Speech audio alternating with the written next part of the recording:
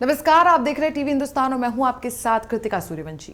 कांग्रेस अध्यक्ष पद के लिए हुए चुनाव के आज नतीजे आ गए हैं। नामांकन के एक दिन पहले मैदान में उतरे मल्लिकार्जुन खड़गे ने शशि थरूर को अध्यक्ष पद के चुनाव में हरा दिया है। पहले राजस्थान के मुख्यमंत्री अशोक गहलोत अध्यक्ष पद का चुनाव लड़ने जा रहे थे, लेकिन राजस्थान में हुए सियासी ड्रामे के बाद उन्होंने सोनिया गांधी से मिलने के बाद अध्यक्ष पद का चुनाव लड़ने से इनकार कर दिया था।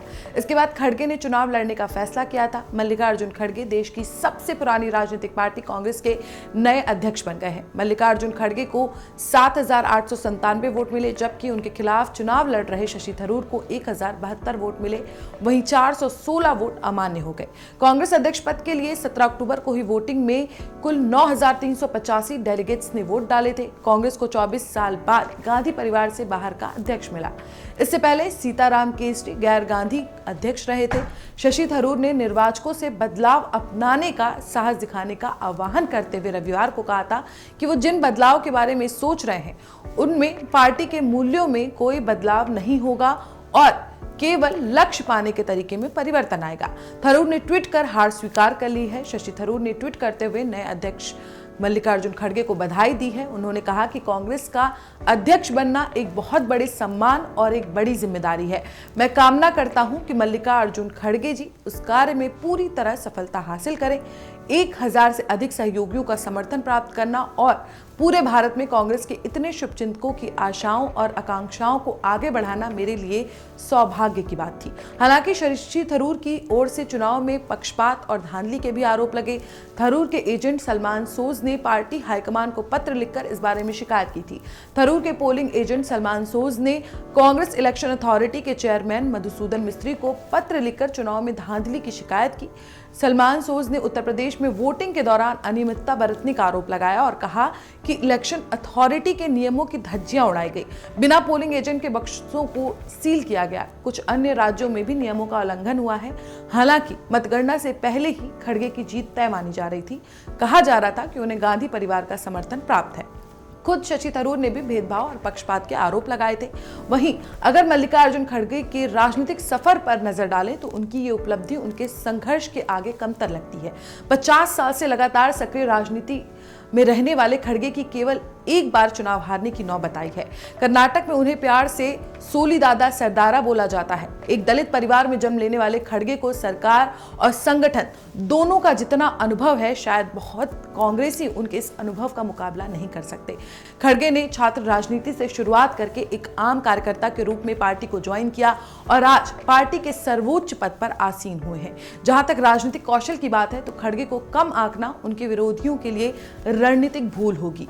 वो 1999 और 2004 में कर्नाटक के मुख्यमंत्री पद के लिए प्रबल दावेदार रह चुके हैं। ये उनके राजनीतिक कौशल का सबसे बड़ा प्रमाण है। हालांकि वो सफल नहीं हुए, पर उसके पीछे जातिगत राजनीति के साथ कई ऐसे कारण रहे जो भारतीय राजनीति में हमेशा राजनीतिक कौशल पर भारी पड़ जाता है।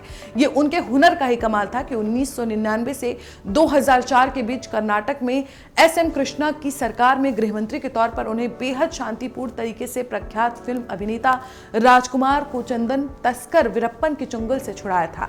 उन्होंने कावेरी दंगों को सुलझाने में भी अहम भूमिका निभाई थी। हालांकि ये भी कहा जाता है कि चन्नी को पंजाब का मुख्यमंत्री बनाने में खड़गे की काफी भूमिका थी, जिससे कांग्रेस को काफी नुकसान भी हुआ था।